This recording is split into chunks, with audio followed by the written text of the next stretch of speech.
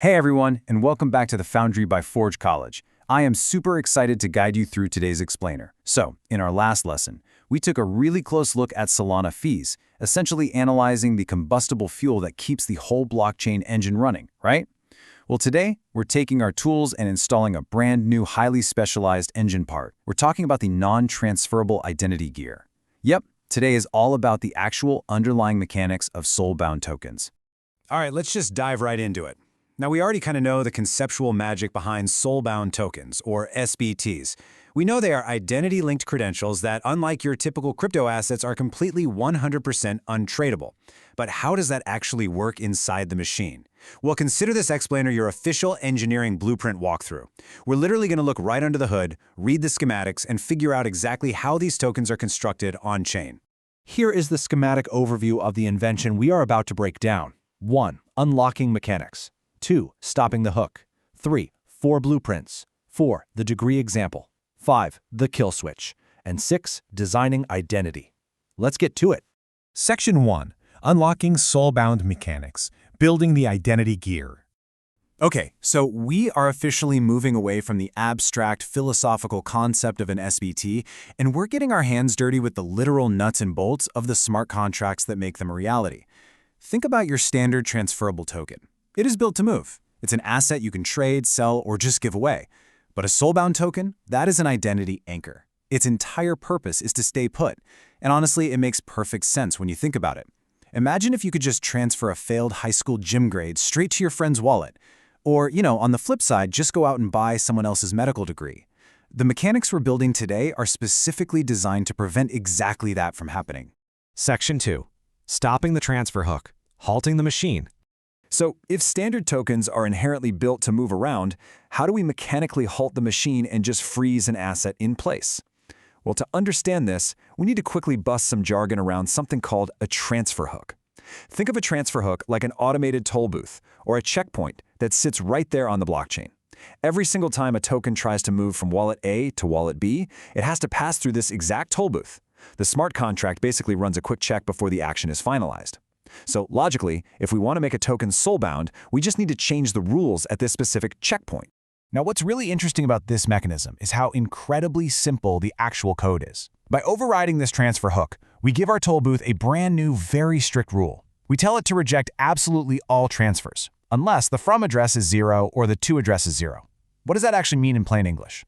Well, if the token comes from nowhere, address 0, that means it's being minted. We allow that. If it goes to nowhere, that's a burn. We allow that too. But if it tries to go from an actual person to another actual person, the machine just reverts the transaction entirely. Boom, completely untradeable. Moving on to Section 3, 4 ways to build them, examining the patents. Okay, so while overriding that transfer hook is a brilliant and beautifully simple mechanism, it is definitely not the only way to build an SBT. Let's walk through a few methods almost like we're comparing different patent filings. First up, the ERC 721 override. This is the toll booth method we literally just talked about. It's awesome because it's instantly compatible with existing wallets. But the downside, all your credential metadata is totally visible on-chain for the world to see. Second patent, registry mapping. Instead of minting individual tokens, you just keep a master ledger mapping a SOL to a list of credentials. Super flexible for data, but it does require custom APIs. Third, off-chain attestation. Here, you store the actual diploma off-chain and just put a little cryptographic pointer on-chain. Way better for privacy. And fourth, signature claims. With this one, no token is minted at all. The issuer just gives you a cryptographically signed message. It's incredibly private and cheap, but it leaves no canonical history on the blockchain itself. Notice how every single choice here is a trade-off between easy wallet compatibility and user privacy?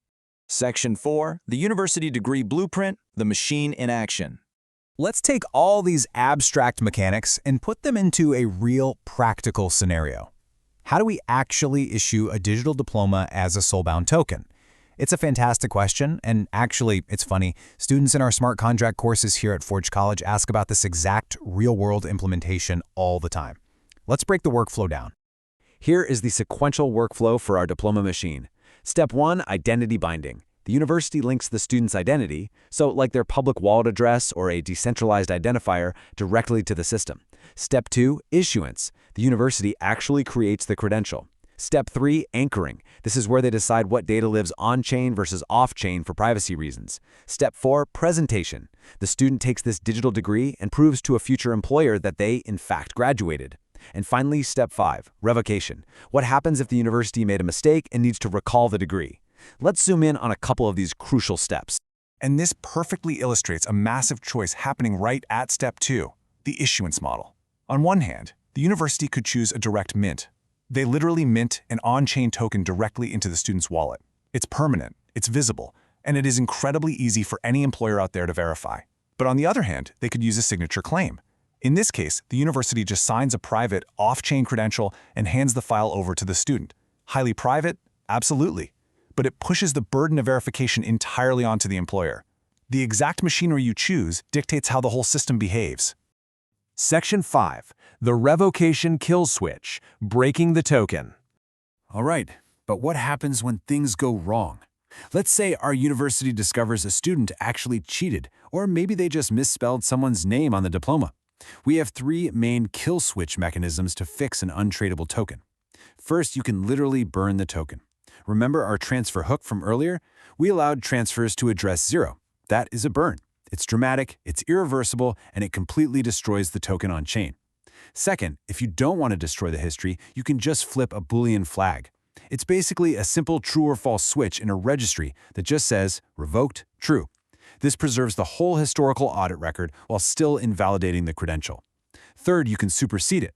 You issue a brand new attestation and just point it at the old one, marking the original as outdated.